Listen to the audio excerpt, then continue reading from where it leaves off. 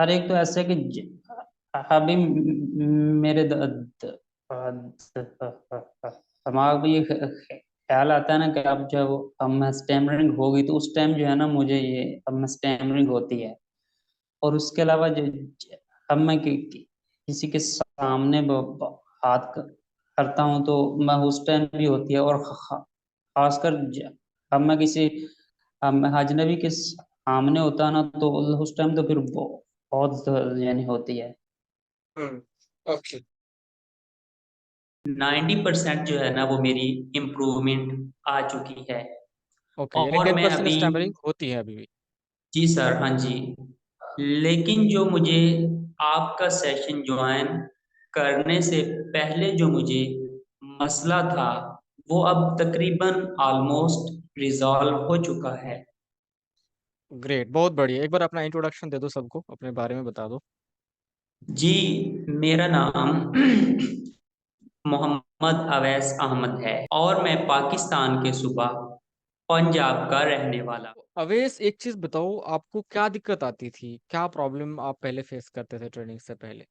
Sir, आपके session से पहले मेरे साथ ये मसला था कि मैं जब भी किसी के साथ बोलने की कोशिश करता था तो मेरे माइंड में एक फियर था कि जब मैं किसी के साथ बोलूँगा तो मुझे स्टैमरिंग हो जाएगी।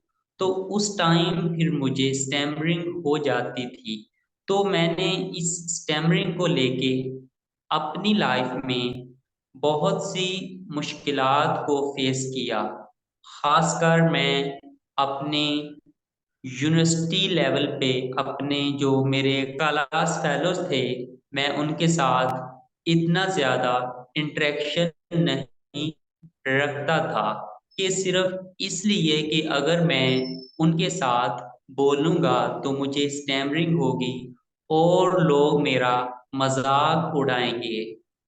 तो फिर मैंने इस स्टैमरिंग को लेके मैंने इसके सॉल्यूशंस के लिए भी बहुत से इलाज भी करवाए कि हम्म। शायद ये कोई मेंटल डिसऑर्डर है। लेकिन मुझे उनसे भी कोई खास फर्क नहीं पड़ा। तो फिर मैंने ऐसे ही एक दिन यूट्यूब पे सर्च किया कि स्टैमरिंग के सॉल्यूशन क्या कि स्टैमरिंग का क्या सॉल्यूशन हो सकता है। तो वहां पे मुझे फिर स्पीच थेरापी के रिलेटेड एक वीडियो मिली। तो मैंने जब उस वीडियो को देखा तो फिर उससे आगे सजेस्टेड वीडियोस में ही आपकी एक वीडियो मुझे नजर आ गई। तो जब मैंने उस वीडियो को देखने के बाद आपकी वीडियो को देखा तो जो उसमें आपने एक बोलने का अंदाज बताया हुआ था, तो मैंने जब उस अंदाज को फॉलो किया तो मुझे रियलाइज हुआ कि मैं जिसको एक लाइलाज बीमारी समझता रहा वो लाइलाज नहीं बल्कि उसका सॉल्यूशन मौजूद है। तो जब मैंने सर की बताई हुई टेक्निक्स को उस वीडियो में देखा तो मैंने उसको अपनी रियल लाइफ में भी इम्प्लीमेंट किया। तो उसके बाद फिर मुझे कुछ फर्क महसूस हुआ। तो मैंने फिर सोचा कि क्यों ना सर का पेड सेशन ही ज्वाइन कर लिया जाए। तो फिर मैंने सर का पेड सेशन ज्वाइन किया और उसके बाद जो रिजल्ट्स मुझे देखने को मिले वो वाकया ही बड़े हैरानकुन रिजल्ट्स थे। मेरी फैमिली के मेंबर्स भी इस बात पे हैरान हुए कि हम तो यही समझते थे कि ये मसला बिल्कुल भी ठीक नहीं होगा।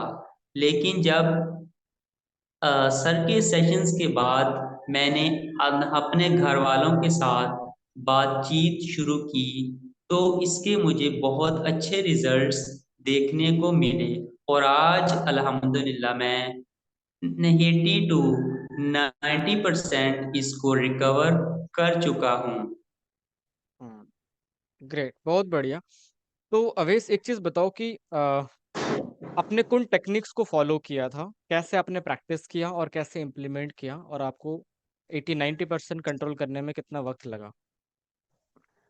सर, मुझे अपनी इस प्रॉब्लम को 80 टू 90% रिकवर करने में तकरीबन 3 से 4 माह लग गए और मैंने रोज़ाना तकरीबन 2 से 2.5 घंटे तक प्रैक्टिस की और जो उसमें मैंने जो ख़ास तवज्जो दी वो मैंने अपनी साँस के कंट्रोल पे की।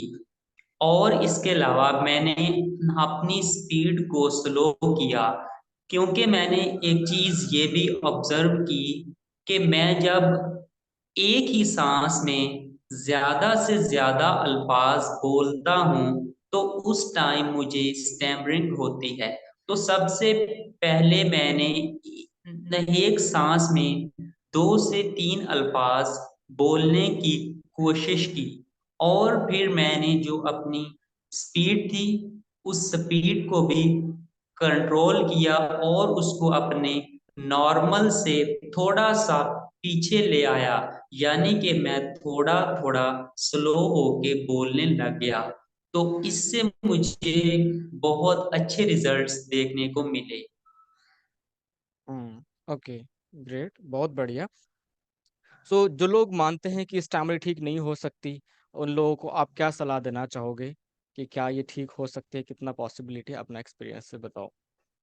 जो लोग इस स्टैमरिंग को लेके डिप्रेशन का शिकार हैं, क्योंकि मैं खुद इस फेज़ से गुज़र चुका हूँ और मैं भी इस टैमरिंग को एक लाइलाज बीमारी समझता रहा। लेकिन आप उन सब के लिए एक गुड न्यूज़ है जो स्टैमरिंग का शिकार हैं कि ये स्टैमरिंग बिल्कुल ठीक हो सकती है और 100% ठीक हो सकती है। और आप खुद ही अपने आप को इससे निजात दिला सकते हैं।